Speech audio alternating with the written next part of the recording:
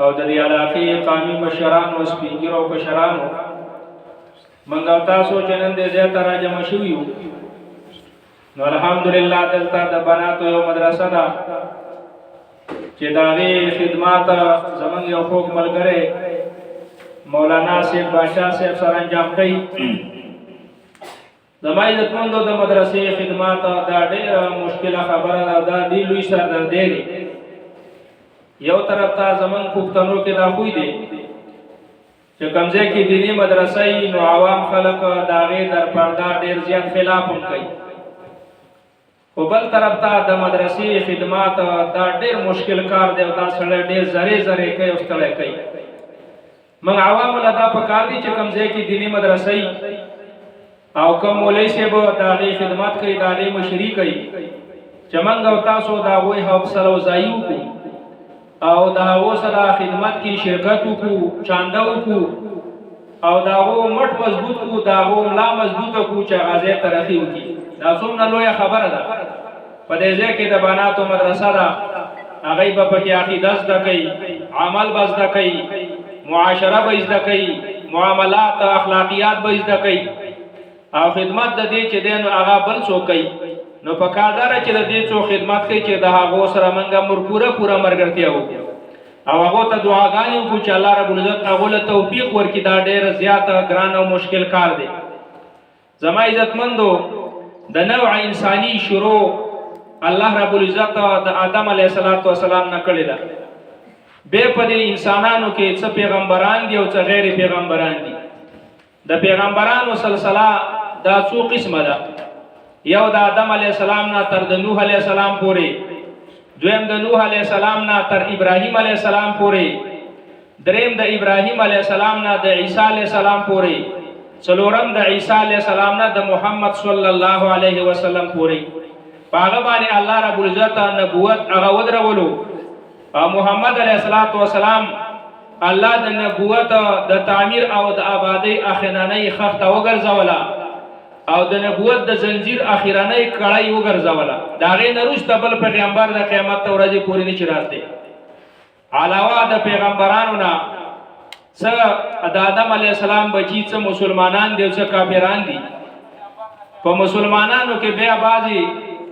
زنانه دي او بعضې چې دی نو نارینه دي د الله رب العزت بعضې احکام داسې دي چې دا د نارینه او زنانه دواړو دپاره دي روژه به نارینه هم نیسي زنانه به هم نیسي مونږ به نارینه هم کوي او زنانه به هم کوي بعضې داسې احکام دي چې هغه په سړو پورې خاص دي د زنانو دپاره نه دي او بعضې داسې احکام دي چې هغه په زنانو پورې خاص دي نو زنانه له پکار دا دي چې هغه په کور کې د یو څو اصولو مطابق زندگی تیروي یو د زنانه په کور کې د الله او د الله د رسول اطاعت کوي اطیعوا الله و اطیعوا الرسول د الله تابعداري وکړي او د الله د رسول تابعداري وکړي زنانه له دا پکار دي سړو له پکار دي چې هغه دا سوچ وکړي چې دې وخت کې د الله کوم حکم ماته متوجه دی او په دې وخت کې د رسول صلی الله علیه وسلم کومه طریقه ماته متوجه ده زما سره الله غمونه تړلي دي خادیانې تړلي دي چې په دې غمونو خادیانو کې زه د شرکیاتو نه ځان وساتم د بدعاتو نه ځان وساتم د رسمونو رواجونو نه ځان وساتم نو دې ته ویل کېږي د الله او د الله د رسول اطاعت نو زنانه به یو دا سوچ کوي دویم به په کور کې زنانه د خپل خاوند تابعداري کوي د خپل خاوند تابعداري الله په زنانه باندې لازمه کړې ده زنانه په دنیا کې الله ناقص العقل مخلوقات الله پیدا کړی دی نو خاوند د لاندې الله پاک راوستې نو د خاوند اطاعت وکړي قیس ابن سعد وایي زه هیاري علاقې ته تللی وم هلته ما څه خلک ولیدل یسجدون لمرزبان لهم چې هغوی خپلو مشرانو ته سجدې کولې نو ما ویل چېرې محمد علیه السلام خو زموږ مشر دی پکار دا ده چې موږ هغه ته سجده وکړو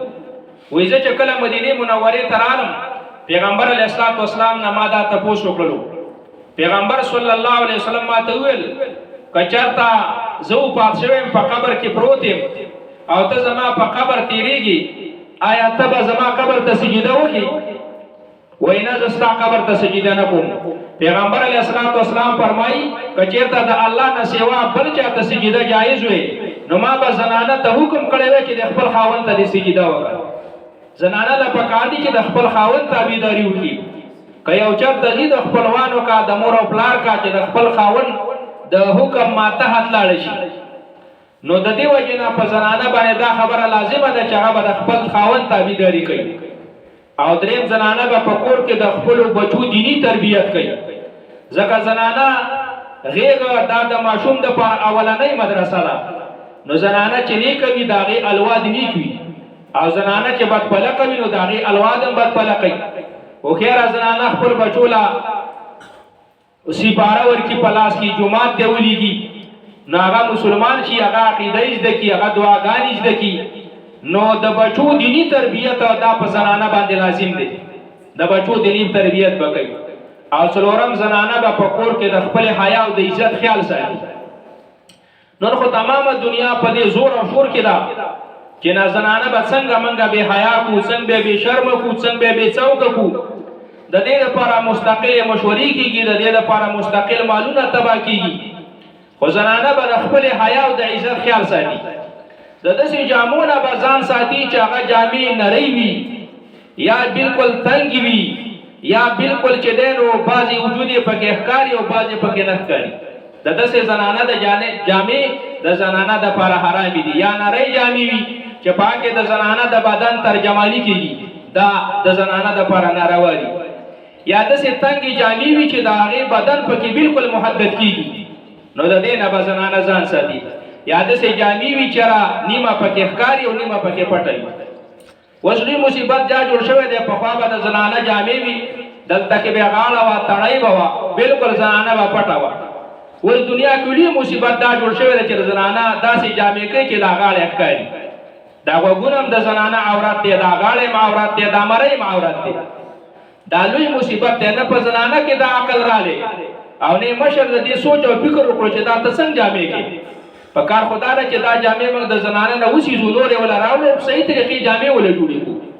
د دې وجې نه زنانه جامې به چې دی نو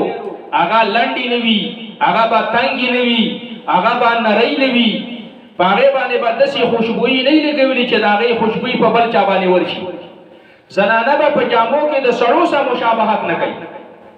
او زنانه به په جامو کې د کافرو زنانو سره مشابهت نه کوي. الله تتشبه بلباس الکافرات.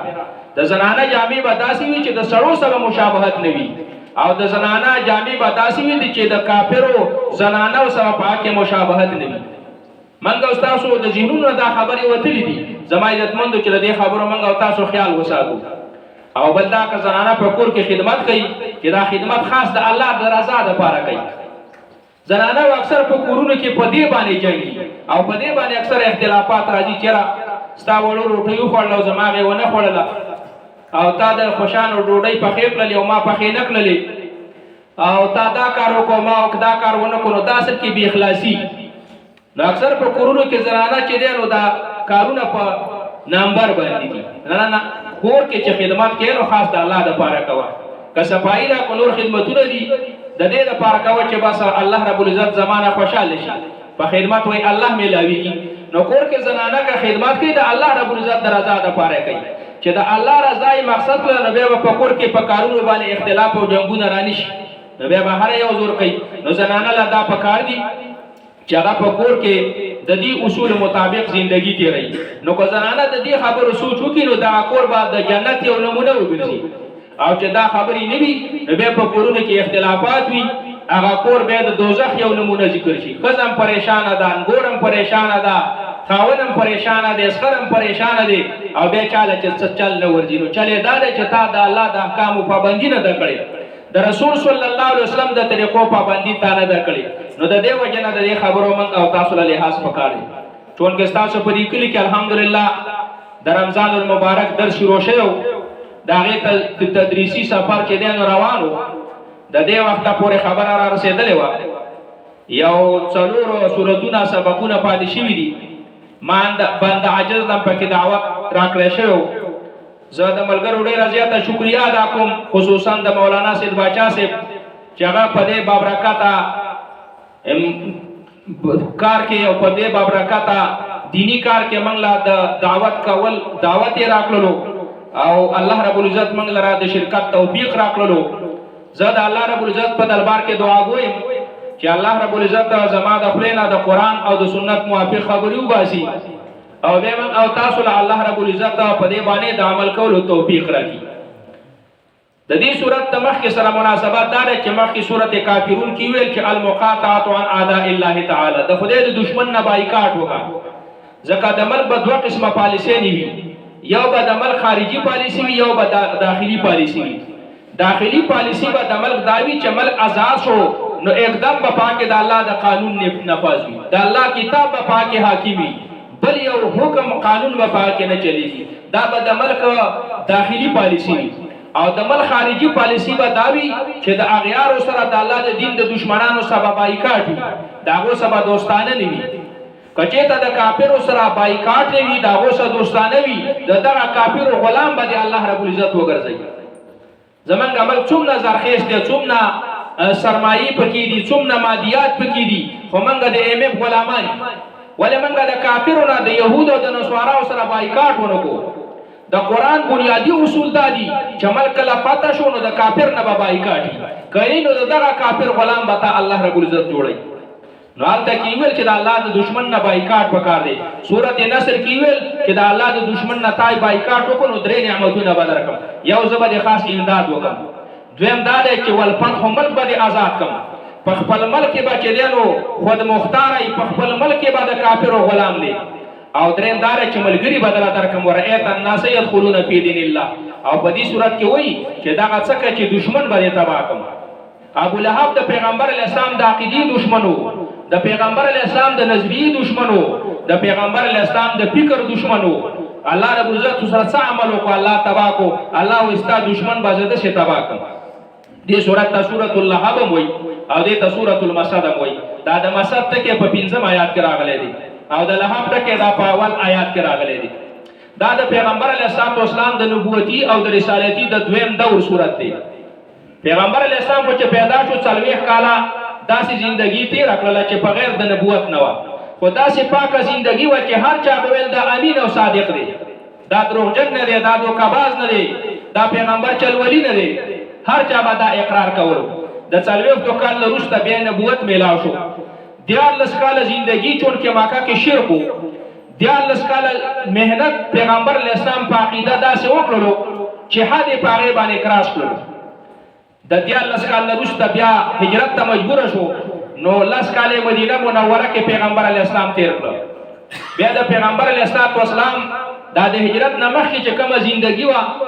نو دې کې 3 کال پیغمبر علیه السلام خبره پټ په پټه وچلوله. د هغې وجه دا وه چې پیغمبر یو کس او پیغمبر یو انقلابي شخصیت و، د ټولې دنیا په ذهنونو کې انقلاب راوستلو، نو دا خبره ډېره ګرانه وه. یو طرف ته پیغمبر انقلابی شخصیت و، خو بل طرف ته ټوله دنیا د هغه خلاف وه، او داسې خلاف وه چې د پیغمبر وینو ته تږي ناستو، نو خبره ډېره ګرانه وه. نو پیغمبر علیه السلام د دې حکمت نه کار واخیستو چې د 3 کالو پورې خبره پټ په پټه وچلوله. د 3 کال نه وروسته الله وحی وکړه چې پیغمبر اوس کولاو بیان وکړه، ته خو یو انقلابي شخصیت یې، ستا سینه ما د اخلاص نه او د انقلاب نه ډکه کړې ده. او بل دا چې دا ستا خبره زه ټولې دنیا ته رسول غواړم. لا يبقى على ظهر الارض بيت مدر ولا وبر الا ادخله الله كلمه الاسلام. دنیا کې به د خټو کور پاتې نشي، دنیا کې به چې د خیمو کور پاتې نشي، دنیا کې به پوخ کور پاتې نشي. دا د محمد علیه السلام د مسپلې د چوکونو او د ظلمجاز او د عقیق بازارونو دا आवाज به الله په سمندرونو پار کوي، په دې غرونو به پار کوي، او د دې پیدي او سمرې به شمال ته رسیږي، جنوب ته هم رسیږي، او دارنګي ټولې دنیا ته رسیږي. نو پیغمبر اوس راوځه. نو پیغمبر علیه السلام به کله د مسپلې په چوکونو کې وو، کله به د ظلمجاز او د عقیق بازارونو کې وو، کله به د مینا په خیمو کې وو، او د هغه ځای به ټولې دنیا ته د توحید आवाज غږولو چې ایها الناس قولوا لا اله الا الله تفلحوا. اے خلکو تاسو لا اله الا الله خپل عقیده وګرځوئ، تاسو به کامیاب شئ. نو دا د پیغمبر علیه السلام د نبوتی او د رسالتی د دې دویم دور صورت و. پیغمبر علیه السلام ته چې وحی وشوله چې پیغمبر کولاو بیان وکړ، خپل خپلوان دې ویلوه، د پیغمبر علیه السلام د صفا په ډیرۍ باندې خلک راجمع کړل او د خاصو کورونو نومونه واخیستل، یا بني فهر یا بني عبد المطلب لبطون قریش، د خاصو کورونو نومونه واخیستل. پیغمبر علیه السلام وی چې کزه تاسو ته دا خبره وکم چې د جبل ابي قبيس نه پتا سو باندې اخو یو دشمن را روان دی او پتا سو حمله کوي زما دا خبره به ومني وای او من به تا خبره زکه منو چې تا چرته دروغ نه دی ویلي تا چرته ته صادق او امین شخصیتي دا خبره من خامخا منو نو پیغمبر علیہ السلام ته وایي تاسو د الله د عذاب نه یوم د قیامت نه توحید ومني په مجلس کې خاموشي رااله اولانې هغه سړی چې راپاسېدو د پیغمبر علیہ السلام خلاف ته د پیغمبر علیہ السلام ریوان ته کلاس ورته هغه د پیغمبر علیہ السلام هغه خوب ترو چې کله محمد علیہ السلام پیدا شو او دا وینځي سویبی رضی الله تعالی عنها ول زیره ورکړو نو دا وینځي په زیدي کې آزاد کړل ګور ابو لهب په پیغمبر علیہ السلام یو سیاسي لاس ود کړیو دا ابو لهب ولې را پاسېدو خیل داو کو چې ته بل قریشی را پاسېږي نو زما دا غسر اوس کاله پته نه راځي دا خو زما وراره دی د دې را پاسېدلو مقصد دا چې ګوره خبردار خبره خو غلطه وکړه خو ګوره وراره زما دی د چپیړې گزار به پېزو کوم د ډانګي گزار به پېزو کوم د غرګي گزار به پېزو کوم د بل قریشي ګوره دا حق نشته چې هغه په پورته سترګو زما وراره ته وګوري دې ته سیاسي لاس وتول وایي خو الله رب العزت ته د سیاسي لاس دومره بدې ښکاره شو چې الله رب العزت داسې یو صورت راولېږو چې په دې صورت کې د رحم ټکی نشته ټول قهر دی او دا دې کې چې کوم قهر دی نو دا ته الله قبول کړی دی بیا په دې باندې چې دی نو ناکای راوختلی د دې ګروتونو په منځ کې یو چیچک یو دانې په عدسه وته ویل کېږي دا په الله کینسر او ناسور کړلی او دا به چې دی نو دغه چې دی نو د عربو کې ډېرې غلطي عقیدې وي یو عقیده د عدوا وه چې مرض یو نه بل ته پورې کېږي دا ځان نه مسله ده چې آیا مرض پورې کېږي او که نه پورې کېږي حاصل دا چې مرض د یو نه بل ته نه پورې کېږي مرض د الله په تقدیر باندې لګي نو عربو کې دا غلط عقیده وه نو بیا به زامن خواله نه ورته ویل دا مرض یې موږ ته را پورې کېږي دا خو کرونا ده نو بیا داسې چل وشو چې حبشو له پیسې ورکړلې او د بدر د غزا نه وروسته 2 ورځې دی مردار شو او حبشو له پیسې ورکړې هغه یې داسې رغړولو په ځمکه باندې په حرم شریف ته که څوک تلي نو چې په باب عبدالعزیز باندې وځي په ترس باندې لږ لاړ شي هلته کې یو پل دی هغې ته جسر ابي لهب وایي هغه وخت کې خو پل نه و خو هلته کې پښېدی نو هغه خاورې راواړتلې او استحقاق کړلو د مسلمان د الله د اسلام په وجه څومره لوی قدر ورکړی یو مسلمان مړ شو نو د هغه په قدر په عزت باندې غسل ورکا هغه لا کفن ورکا او د عزت جنازه په وکا ابو لهب چې د پیغمبر ترو خدا دغه تابعدار نو دغه د عقیده او د نظری خلاف نه چې د غسل او نه دغه کفن او نه دغه د عزت جنازه او نه دغه د عزت خخول دا خو الله په اسلام کې د عزت کړي عمر سے په وای كنا ذل قوم فعزنا الله بالاسلام مو ذلیل قوم من الله د اسلام په وجه باندې عزت راکړه فمهما نطلب العزه بغیر ما اعزنا الله اذلنا الله وش که سوا د اسلام نه په بل دین کې من عزت کټو الله رب العزت به منګه ذلیل کی نو د دې ابو لهب مرګ په داسې طریقه او لکه څنګه چې دا د پیغمبر علیه السلام دشمنو د ښځه اروا بنت حرب او دا د پیغمبر علیه السلام سخت دشمنه و نور وس به نه کېدلو نو غنې به راوړلې او د پیغمبر علیه السلام په لار کې بیا تللی په دې خو پیغمبر علیه السلام ته څه ضرر هم نه رسېدو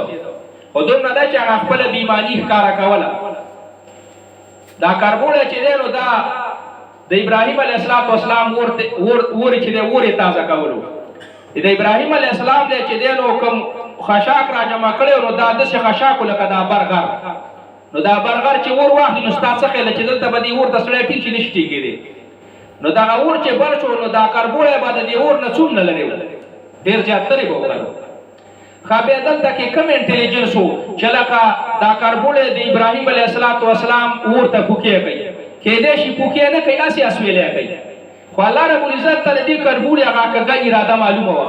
چې دا د ابراهیم علیه السلام د یو جلیل القدر پیغمبر چې هغه امام الموحدین دی هغه امام المجاهدین دی هغه امام المؤمنین دی او هغه ابو زیفان دی دغه پیغمبر خلاف کوي الله رب العزت محمد علیه السلام ته تقریبا 3000 کال وروسته دغه بیماري وښودله چې دا کربوړی بیمانه نو د دې وجنه د دې ابو لهب ښځې به غنې راوړلې او د پیغمبر علیه السلام په لارو کې بیا تللي پیغمبر ته په دې څه ضرر نه رسېده په خپله بیماني ښکاره کړه هغه بیماني الله په د قیامت د ورځې پورې هغه په دې قرآن کې وساتله کله خو یو سړی بد کار وکړي خو کور کې د خلک خبر شي بار ته څوک خبر نشي کله چې د کله ته خبر شي خو بار علاقه ته خبر نشي کله علاقه خبر شي خو راټولي صوبې دا پاکستان ته خبر نشي ابو لهب چې کوم عمل وکړ الله دې ټوله دنیا خبر کړو د قیامت ورځې پورې دا خبرې لګيږي په قران پاک کې ولې ځکه چې چا د بیمانی کار کړی دی هغه نه پټيږي او چا چې د ایماندارۍ کار کړی دی نو هغه نه پټيږي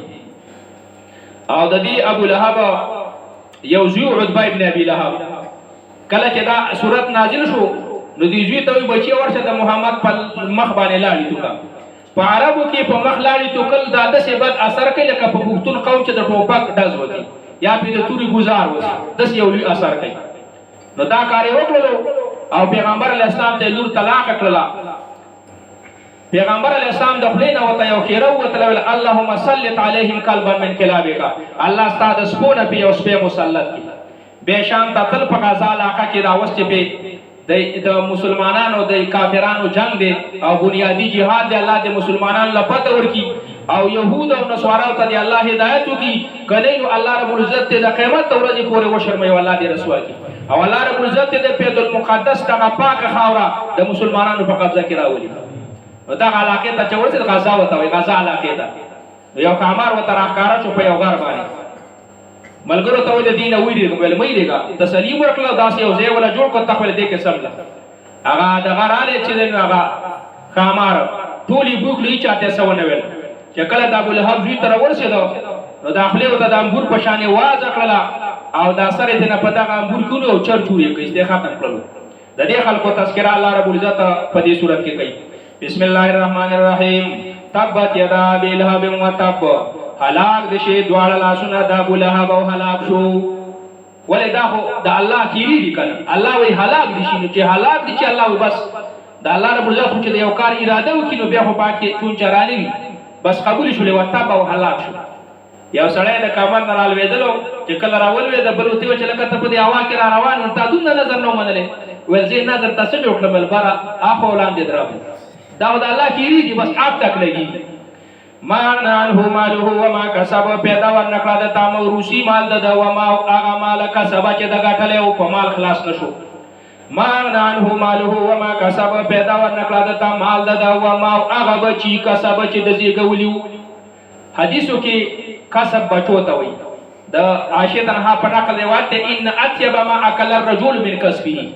مزیدار خوراک هغه د سړی د بچو د کسب نه وکی د ځان د او بچی د سړی کسب دی نو ما کسب نه مراد بچی دی ما عنه ماله وما کسب پیدا ورنکړه د تمال د وما او هغه مرتبه کسب چې د حاصله کړی و دغه یو لوی مور او سمور او قامدار او نسبدار او هاشمی او قریشی نوابو دا خو ډېر لوی منصب ورکړی شو او په دې منصب خلاص نشو ولی ځکه چې د پیغمبر سره په عقیده کې مخالف وو د پیغمبر فکر او په نظر کې راغ سره مخالف وو نو کله چې یو سړی عقیده د توحید نوي عمل د سنت نوي نو د په هدو باندې او په مالونو باندې او په کسبونو باندې نخلاصي هغه سلمان چې د پیغمبر علی السلام تابعدار او پیغمبر اسلام سلمان منا سلمان زمانه نسب نه دي هغه ابو لهب چې د پیغمبر د نظریه خلاف او په دغه توحید نو د پیغمبر د نسب نه کټ شو آل النبي اهل طواته ولو كان من السودان والاعجم والعربي لو كان آل النبي اهل النسب صلى المصلي على طواغي ابي لهب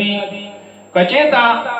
د پیغمبر خاندان ته د پیغمبر آل وای نو په کار دار چې موږ په ابو لهب درود ولیدو ولې د پیغمبر تر نو او د پیغمبر د نسب نه کار شو ولی ځکه بنیادی شی عقیده د توحید ده عقیده د توحید نه ما عنه ماله وما کسب پیدا ورنکړه د مال ددا وما هغه منسوبه کسب چې د جوړ کړي وی خلاف د پیغمبر کومه منسوبه چې د پیغمبر خلاف جوړ کړي نو پاکه په خپل تبا شو پیغمبر ته دا غینه څه طرف هغه ونه لګیدلو سیاسلا ناران ذات لهب زرد چې نبویا خطرناک ورته چې خاوند لمبو دی دا ډېر غټور دی او ډېر خطرناک ور دی قران وایي نزاعتا للشوا د سړی اندامونو وباسي لا تبقي ولا تذر نه اډو کې پریدي او نه غو پریدي انها ترمي بشرر كالقصر كانها جماله صفر دا د دې غټو مانو په شان سپرغي ولي نو د دې ور نه یې را پکار ده خو زمونږ استاد بوډایګانی تی نه نیریږي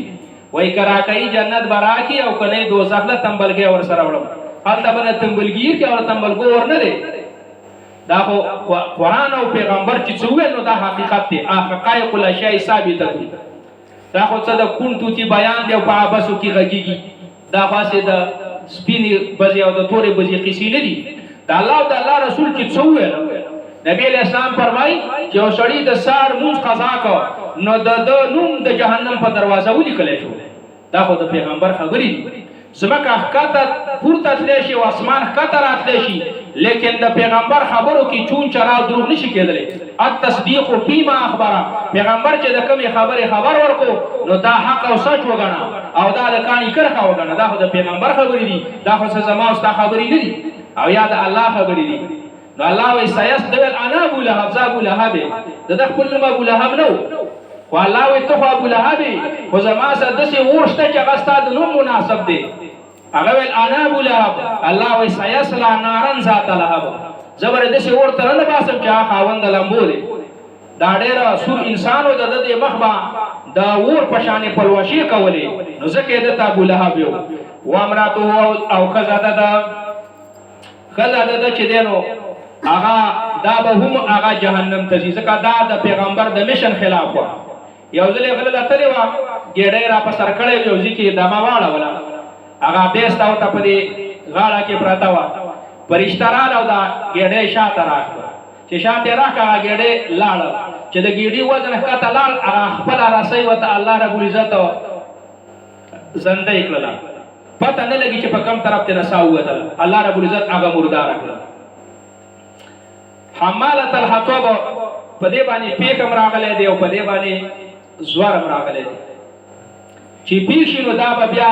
خبر شي وامراته حمالة الحطب ښځه د لرپڼه وه او که چېرته دا باندې زور شي نو پښتانه وایي چرچر پکې پر پرکې بل ملګری غواړي نو دا به یو بل ملګری ورته راوباسي چې نظم حمالة الحطب زه بدي بیانوم د لرپڼې انه د لرګو د راوړونکي د دې درې معنی یو معنی دا ده چې دا چغلخوره وه د پیغمبر په سر باندې به خپل خاوند ته چغلي کوله حدیث کې راځي چې په دنیا کې به ګېډۍ په سر کو شاه ولی الله صاحب لیکلي چې جزا د جنسه د عمل دی نو قیامت کې به د زقوم د ونې نه ګېډۍ را په سر کړی او په دې خپل خاوند باندې بیا نو دا چغلخوره وه او دویم د دې خصاصت ته اشاره ده چې یو طرف ته د نواب ښځه وه او بل طرف ته به د غره نه ګیډي راوړل نو دا ډیره زیاته بخیله وه او ډیره خسیسه انسان وه د دې بخل او خصاصت ته اشاره ده او یا د دې عداوت ته اشاره ده چې دا د پیغمبر دونه غټه دشمنه وه چې نور وس پې نه کېدو نو د پیغمبر په لارو کې به غني کړلي نو دا خبره ټیک نه ده فی جیدها حبل من مسد پاکستا ورمیک د دې کې رسۍ وه د مونجونه د پټو د کجورونه د دې صورت نه څو مسلې معلومې شوې یو تېنه دا مسله معلومه شوله چې د دین خبره معمولی ګڼل او د دنیا خبره غټ را ګڼل دا من خصلت ابي لهب دا د ابو لهب خوی دی ول د دې معمولی خبره دی پیغمبر اسلام ته ول د دې معمولی خبره د پاره موږ راجمع کړي دویم ته دا خبره معلومه شوه چې قیامت کې به الله ته صحیح عقیده او داسې عمل پیش کړي چې په هغې د پیغمبر اسلام د سنتو مهري په مالونو باندې او په حدو باندې او په نسبونو باندې نه خلاصېږي چې زما هډوکې غټ دی دې ته الله قیامت کې نه ګوري دریم ته دا خبره معلومه شوله چې د مسلمانانو لارې بندول په د مسلمانانو په لارو کې غنې کرل دا د کافرانو خوی ده د دې نه ځان بچ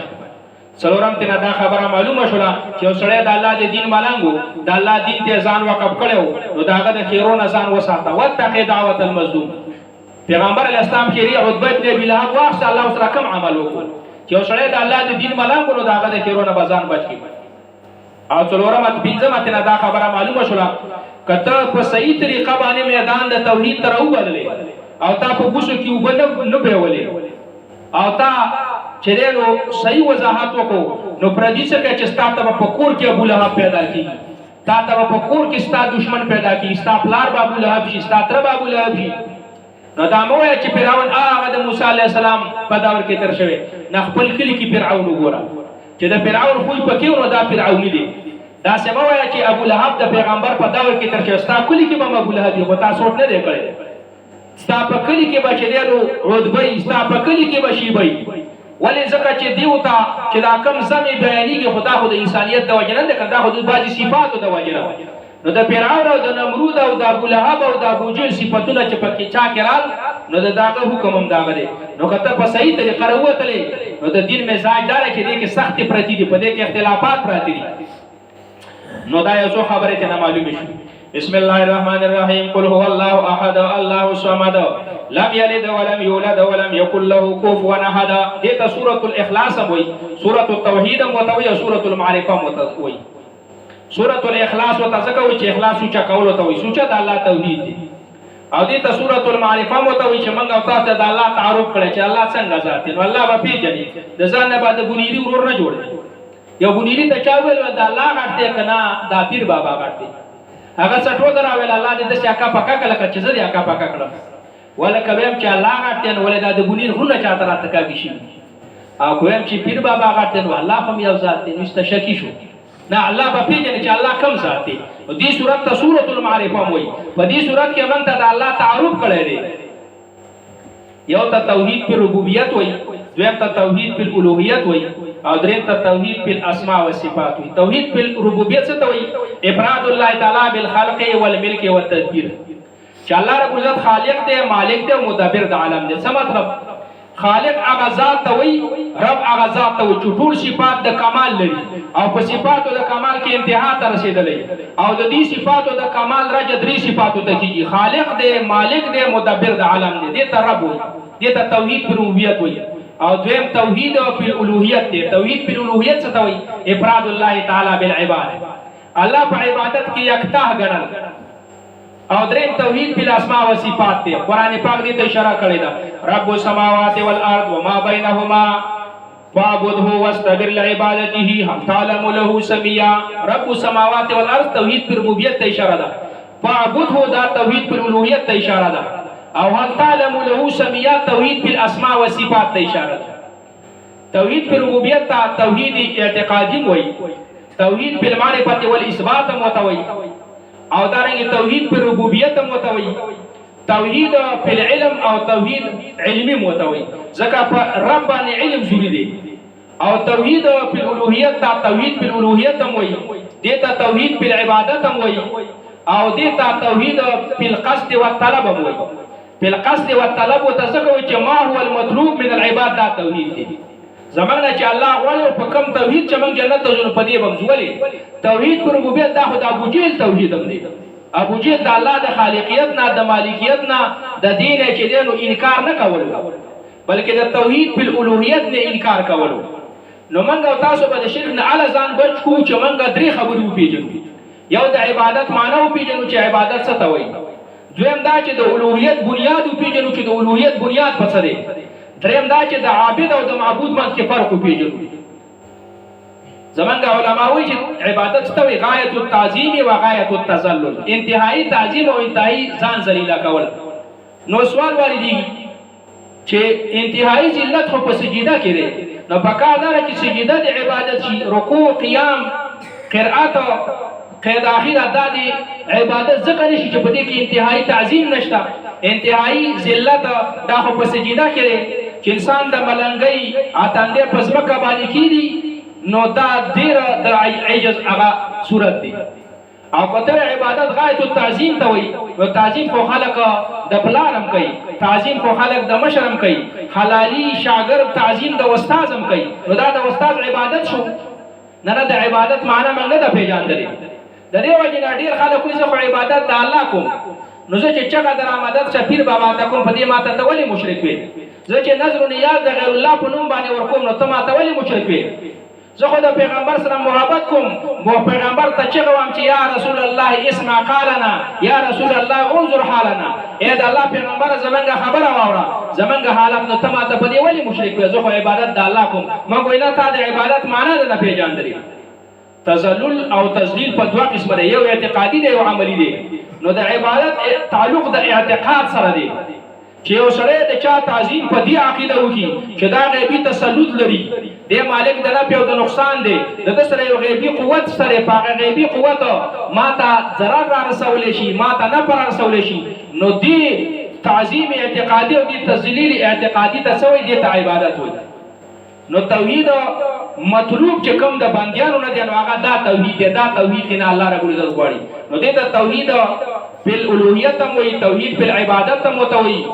او دارنګه توحید طلبی او ارادی متوي، توحید فی الاراده و طلب متوي، او توحید عملی متوي، او توحید فی العمل متوي. توحید عملی وتزکوي چې دې توحید د بروسته تعالی عمل پیدا درکړي. کته توحید پر ربوبیت ومني نو ستا عمل نه قبليږي، عمل باندې الا قبليږي چې دا ومني نو دا بنیاد دی. نو دې صورت کې منګه او تاسو ته د الله رب العزت توحید تعریفونه علما ډیر کړی دي. خدا خبره یا ساتي چې د شرک بنیاد دا په تسویه بذات او صفات نه دي. کني بیا ابو جهل ته تولی مشرک وي. ابو جهل خپل معبودان د الله سره نه په ذات کې شریک کړي او نه په صفاتو کې شریک کړي.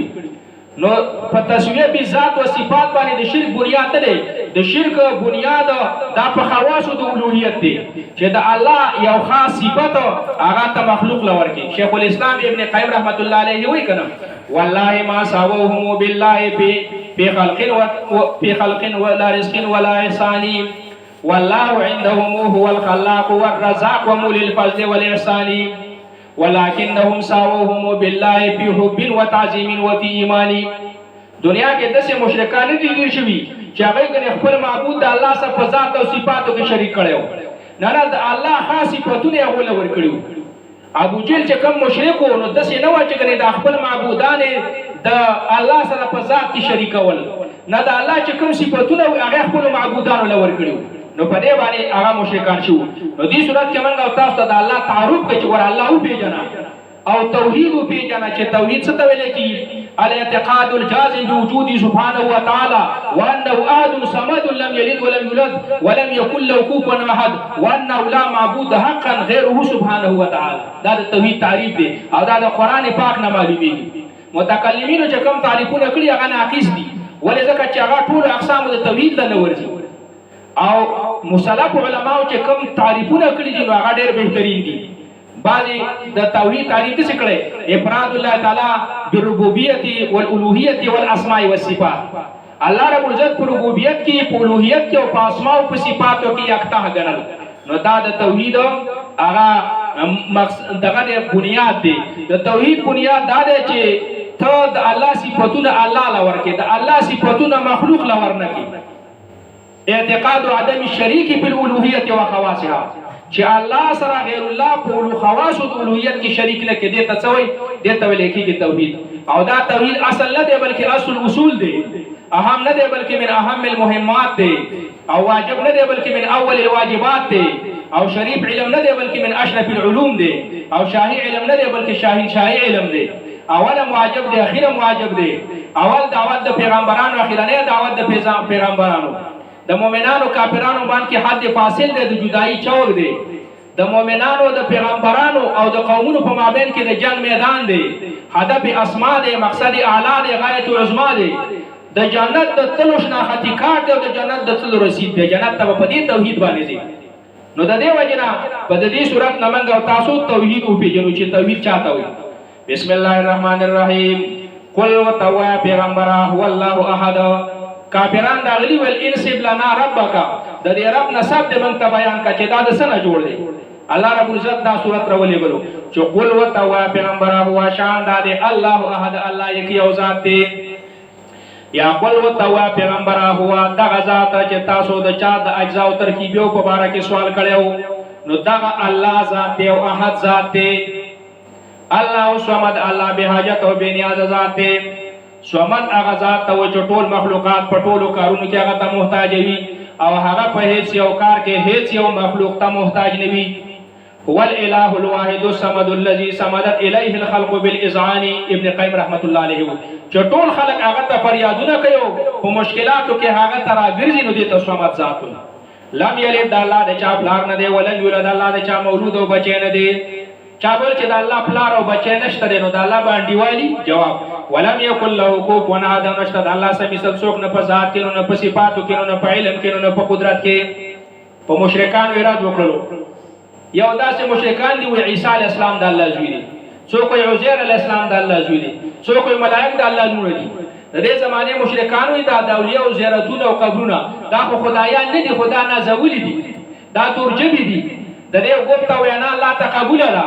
زما خبره منینو دا خبره حقته نه ورځي زبیدته هم دې به زما خبره الله ته پیش کړي دا بیانیه د مکه د مشرکانو شرک ويعبدون من دون الله ما لا يضرهم ولا ينفعهم ويقولون هؤلاء شفعاؤنا عند الله ودا سپارښین دي زمون په نږدې د الله من به دې ته ودی به زمون خبره الله ته پیش کړي والذين اتخذوا من دونه اولياء ما نعبدهم الا ليقربونا الى الله زلفى والولي من ته چغه و چې من الله ته دې کې هغه الہ ده د دې لپاره وته چغه و دا د مکه د مشرکانو شرک عقیده د توسل نو دې صورت کې په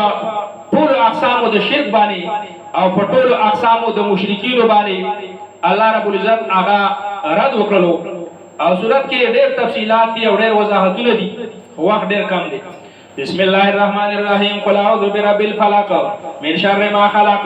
ومن شر غاسق اذا وقب ومن شر النفاثات في العقد ومن شر حاسد اذا حسد مخکې صورت کې پنځه خبرې وکړې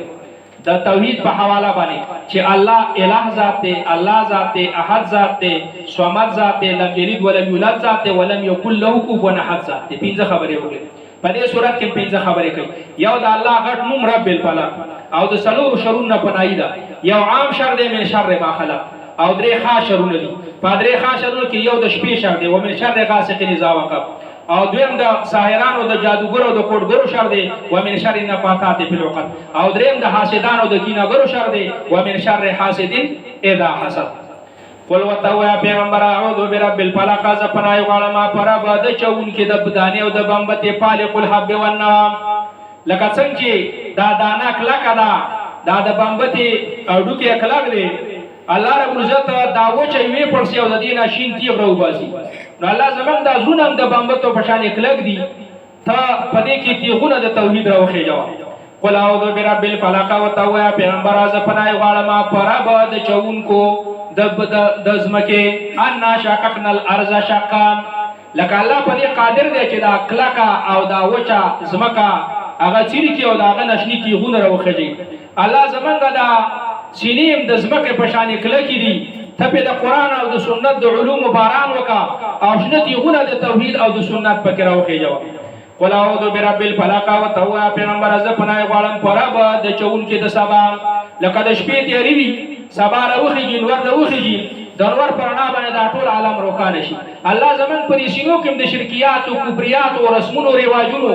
د ګناهونو خواهشات او تیری دي الله ته د قران او د سنت علم ورننه با صدارنا او دانور او الله دا تیری ختم کړ شب ګریزا ہوگی آخر جلوه خورشید سے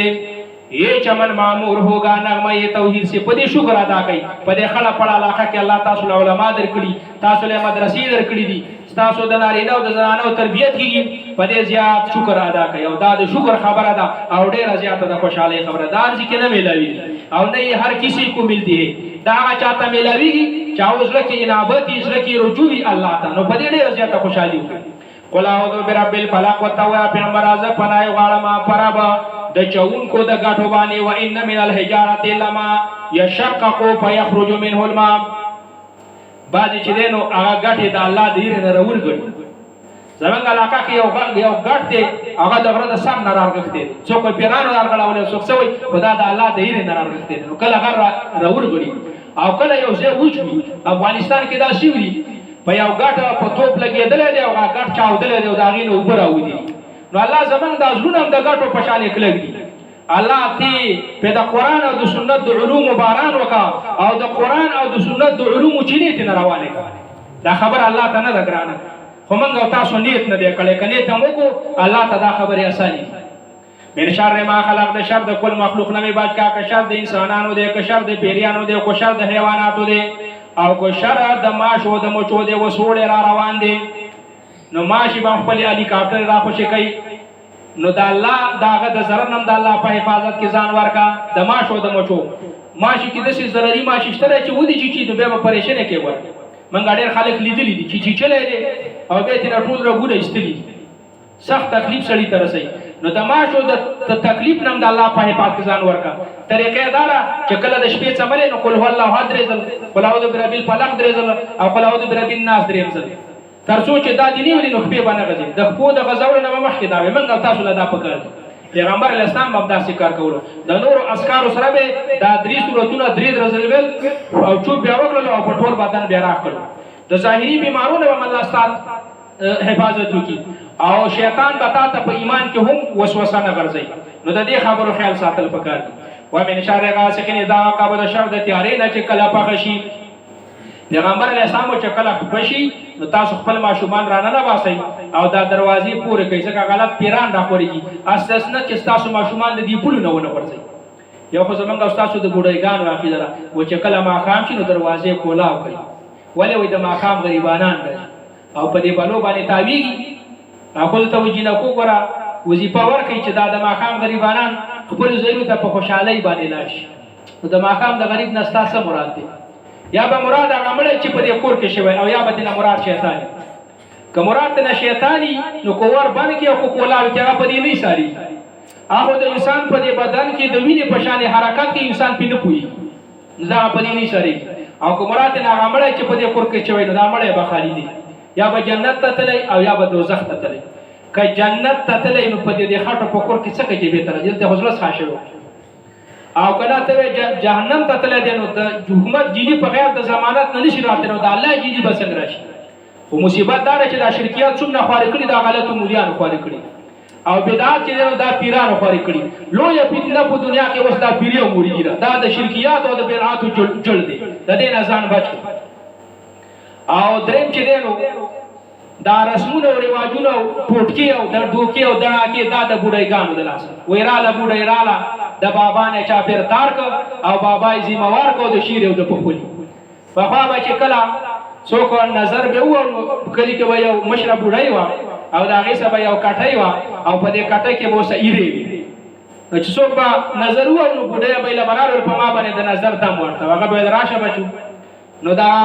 کټای له به یې راوغیستلې او د دې سړی په دیملا باندې به داسې یو درز ور کول او دا گیت به وسه کولو چې را پزماکه کې د انسانانو په وګو کې د میانو په وا کې د مرغانو په اسمان کې د ملائکو د دې کلی او دا کلی د دې شاو دا غشا د سرو سترګو د سپینو سترګو د شنو سترګو د نظرینو نظر ما او په دیملا به ولې درز ور کو دای د نظر علاج کړو په دې کې شک نشته چې نظر حق دی لګيږي خو علاج یې دا نه دی وایي په دې صورتونو باندې ځان اندام کا او چې د چا د نظر نه دی کې داغه طرف ته ورچوک ان شاء الله پتا باندې به دا هغه نظر دغه ونه کی پیریو میری دی پرې دا وکړه پیریو مو دې کوي نو زستا سو پیر شوم او دا اجازه مې دلته درکړه چې بس څوک د چا د نظر نه لیدلو نو دا 3 صورتونه 3 ځل ځان په دم کا ان شاء الله دا هغه نظر به پتا باندې اس قسمه اثر ونه کی او نظر د دې سړی لګي چې هغه لګ لالچي وي او د دنیا هرسناک نو د دې سړی په دې سترو کې یو جراثیم دی چې هغه په هغه سړی باندې ولګي نو په هغه باندې اثر وکړي دا حدیث ته چې نظر کې د حق دی لګي او علاج یې غوړه دغه نه دی ومن شر النفاثات فی العقد او د شر دغه پکو کوونکو نه په غټو کې یا د شر دغه پراګانډو کوونکو نه په مجالسو کې په هغه چې چا د توحید مسله بیان کړه ویل یاره دا پنځ پیری دی او دا چې دی نو کرامت نه مني او دا اسقاط نه مني او دا خیرات نه مني دا چې دی نو د قرآن نه منکر دی او دا پراګانډې به پسې کولې اوس نورې پراګانډې دي اوس دا دهشتګرد دی او دا بنیاد پرست دی او دا مذهبي مجانین دي او دا دیني لیونیان دي نو اوس دا خبرې کوي نو د الله پاک دا پراګانډې چې څوک کوي د دې پراګانډو کوونکو نه زه ستا په حفاظت کې ځان ورکوم ښایسته استعاذه ده ومن شر حاسد اذا حسد د شر دا کینهګرونه چې کله اظهار د کینې وکړي یو شماتت دی یو غیبت دی یو حسد دی شماتت دی ته وایي چې څورور مسلمان ته ضرر ورسیږي او ته په خوشاله شي لکه زمونږ د پښتنو خوی دا دی چې زمونږ گاوند کې چاته ضرر ورسیږي نو موږ په ډېر پوتو بیا کیږو دا نوکانه مترنجو چې ورېږه چې بیان کوي ورېږه چې بیان کوي نو دا زمونږ د پښتنو خوی دی او دا خوی زمونږ ډېر زیات غلط دی الدین النصیحه دین خیر خوای دی په موږ یو تاسو کې یو څو نقصانات خدا به ځان نو باسو یو دا چې موږ او تاسو پردي حق تخپلو پردي حق تخپلو یو وای زما دی او بل وای زما دی او د یو دی نو موږ او تاسو کې یو دا نقصان دی چې پردي حق تخپلو پردي حق هم پیژنو خپل حق ویل او بل دا چې موږ او تاسو غلطي دعوی ډېرې کوو حدیث کې راځي او سړي دعوا وکړه او دغه په د خدای لعنت ولي او دریم دا چې موږ په څلور مذهب ملامت غزان ته ملامت نه وکړو په څلور مذهب موږ ملامت غزان او بل دا چې د خدای د نعمتونو شکر نو باسو نو دا دغه زمونږ د ځان نه ګلو یو او غیبتا ستوي غیبتا دې ته وایي چې یو سړي باندې الله یو احسان کړی دی الله دې احسان په ما وکړه او حسد ستوي الله په دې باندې تا احسان کړی دی د دنیا والا او مال راکا یا مال امراکا وخت د دنیا واخله دې ته سوي دې ته حسد یو خان خاله چې دینو یو دوه کسان وغلی یو له میخه ور کړی و دی بل ته وای تعالی څه درکم ویل مال هیڅ امراکا ور دنه د میخه به ته واله دې ته سوي دې ته حسد وي حسد د خدای په تقدیر باندې اعتراض دی بسم الله الرحمن الرحيم قل اعوذ برب الناس ملك الناس اله الناس من شر الوسواس الخناس الذي يوسوس في صدور الناس من الجنه والناس په دې صورت کې ما الله څو خبرې کوي 15 خبرې یو د الله درې غټ غټ نمونه رب الناس ملك الناس اله الناس مخکې صورت کې یو نمو دل تدریجی دا وایي مخکې صورت کې ظاهري شر او دلته باطنی شر دی مخکې صورت کې هغه شر چې دا غیده په انسان په طاقت کې و په دې صورت کې هغه شر دی چې دا غیده په انسان په طاقت کې نو دا قوي شر دی نو چې دشمن قوي نو هغه لا وسله ډیره پکار ده د شیطان د ختمول وسله د الله ذکر دی او د ذکر درې مصداق دی یو مصداق د ذکر دار چې د مانځه وروسته ذکر اسکار کول استغفر الله اللهم انت السلام ومنك السلام نور اسکار شو دویم دا چې د موقع او د محل مناسب دعا کول جمعه ترازی کومه دعا به جمعه توجی کومه دعا به بازار ته کومه دعا به د دې دعاګانو چې څوک خیال ساتي نو دا انسان به د شیطان د وسوسو نه بچي او دریم د قران تلاوت دا اهم ذکر دی دا په ټولو کې اعلی ذکر دی چې دا قران تلاوت څوک کوي نو شیطان به د په ایمان کې وسوسې هغه نه ورځي نو دلته د الله نومونه ذکر کړل ډیر چې دلته شر قوي دی نو چې شر قوي وي دشمن قوي هغه لا وسله ډیره پکار ده او من شر الوسواس د یو غټ شر نه پناه ده چې شر د وسوسې د شیطان دی او پنځمه خبره تقسیم ده خلکو کوي د شیطانانو کې دوه اقسام دي یو جنی شیطان دی او انسی شیطان دی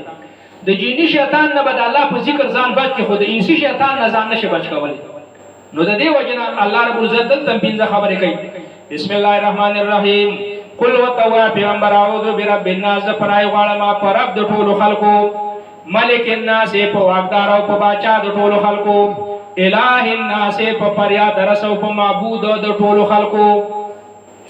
درب او د الہ ماس کې چور کې تلازم دی نو باج خلکو په دې باندې ګمان د ترادف کړي دي چې کنه دا معنی یو د حالان کې د رب معنی جدا ده او د الہ معنی جدا ده چې کله ته د رب او د الہ یو معنی وکړو تا قرآن د فصاحت نو ویستو یم به عن حد البلاغه ځکه چې دلته خو تکرار لازم شو او تکرار خو تاسو وی شنیع دی او قبیح دی نه دا د رب معنی جدا ده او د الہ معنی جدا ده رب چاته وي افراد الله تعالی بالخلق والملك والتدبير او الہ چاته افراد الله تعالی بالعباده نو د دواړو مفهومونه جدا دي اگر که مصداق یو دی نو چون کې د رب او د الامل کې تلازم یو ذات باندې اطلاق کېدلو نو په دې باندې خلکو ګمان د ترادف وکړو چې کنه دا مترادفین دي او د دې معنی یو ده حالان کې معنی یو نه ده چې دا یو غړي دغه په ډیرو نقصاناتو کې واقع شوی او یاد چې زموږ استادانو په دې کې درې حالاتو د انسان ته چره ده انسان چې پیدا شي نو د انسان بدن په درې شو کې تقسیم دي یو د خونه تر د دې ډونګو پورې د ډونګو نه تر د سره پورې د مړی پورې د مړی نه تر د سره پورې کله چې انسان ماشوم نه زوري په خپو کې او کله چې انسان ځوان شي نو زور املا ته وي او کله چې بوډا شي نو زوري خلې ته وي نو بیا ته نه خزم په کورونو کې تانګي او په کاټ کې ناسي دي دا حسین او چرګان ولې او چرګانو تم کانځلې کوي چې نو وسینې کی او کله چې مرشي نو دا کله خو ظاهري اسي جړاګانې کوي خو دې ځکه وي یو شو کده چې دې مصیبت نه خلاص نو دسه ژوند ولې تیرې چې تمړ او سبا لا خلک وي را چوکله چې دې مصیبت دسه ژوند تیر کا پالاکه کې چې تکله مړ او خلک دا نیک سړیو دا خسړیو ځکه دا د بخاری حدیث ته یو سړی مرشي او د کلی څلور کسان دي چې دا نیک خو الله وی دا ګناهونه خو ما ته معلوم دي خو دې کلیوالو په گواهی ورکړه دې ګناهونو له سر راکړه دا ولا ختم او چې کله څلور کسان وي چې دا بد پالاکه سړی دی الله و جهنم ته ولېږي نو د دې وجه نه د دې ژوند نه موږ ځان بچو من شر الوسواس الخناس د شر دا خاوند د وسوسونو الخناس چې هغه پټیدون کې په وخت د ذکر کې د ذکر په وخت کې پټیږي اذان ډېر بهترین ذکر دی حدیث کې راځي چې مؤذن چې اذان کوي نه داغه आवाज چې هر شی اوري داغه د پاره په قیامت کې په ایمان گواهی ورکړي وای بلال صاحب چې کله مدینه کې اذان کول نو شیطان به د صد روحا پورې منډوال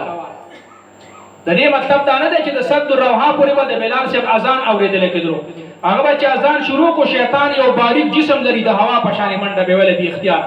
دی به چې کله کنټرول درو دی به صد روحا مقام ته رسیدل نو د دې وجنه شیطان د ذکر په وخت کې پټيږي الذي ها شیطان چې هغه وسوسه ورځي په صدور الناس پسینو د خلکو کې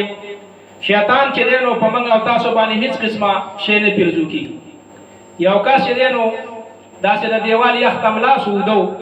شیطان ورل را پاسه د دیوال راځي اچ را پاسه د رښتیا راولې دلته څوک څه شیطان دلته ما سره ډیر خو کړل ظالم شي کېدی دا مې د باندې نه پیرزو کېدل نو د دې وجه نه د شیطان سره د انسان د گمراه کولو ډېرې لارې یو بزرګ ساده سره شیطان مخ لاور لول ته څوک ول ز شیطان بل ما ته چاوي چې تاسو سره اویا سره جلو دی ول درې ته دی لاو کړ ول ما ته کې کم پور کړو ته کې دسی په کې ول دا ول ما ته تمامه دنیا پراته ده او استاد سل کال عمر دی چې کله استا اتیا کال وشو استاد شل کال پس جو بتاته یو دام خورم سړی ساده او خوشاله شو دا خو ډیر عمر دی دا اتیا کال په پېښو شرات کې تر کوم بیا وته وو باسم کړ چې کله یو لاس کال وشو بس ملائک د مرګ ولران قانون دار چې کله ملائک د مرګ راځي دا وخت شیطان امر چې شیطان له دوی په جان کې ته دا شیطان دی ولې نه ولتا خو زما سره دوکا وکړه ولتا ماته چې اتیا سل کال عمر دی زه خو سمره ولدا مې یو جان په دې شیطان په دې جالونو کې راګیراول کوي نو د شیطان د وسوسو نه بد الله په حفاظت کې ځان ورکړي من الجنته دسه ناپوهه سړی ته خوشلک دي چنګازو راځي او پوهه سړی ته ډېر په تدبیر راتاوي دا د نوح علی السلام قوم چې په شرک اخته کړو دا څه ډارې کول نه راغلي دا و تراله ور ګوره دا خو تاسو 15 بزرګانو دا او پاسیو دی تاسو ډېر پریشان وي د شیو کې چې دیو شکل جوړ کې خو ګوره خبردار کې ته عبادت شروع نه کوي بس مخ ته بدای دا ځای وکړه به چې دغه پیړۍ ختم شول دویمه پیړۍ شروع شول او جهالت رااله ولدا خو تاسو نه کو جوړ کړو د دې عبادت شروع کړئ په عبادت شروع نو شیطان داسې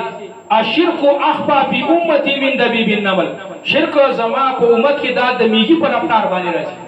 شیطان تا داسې نشي مشرک کول هغه ته پته چې د قران اوریدل لري د عقیده د توحید دا نو تا ته په داسې لار راتاویږي چې ته کله خبر تازي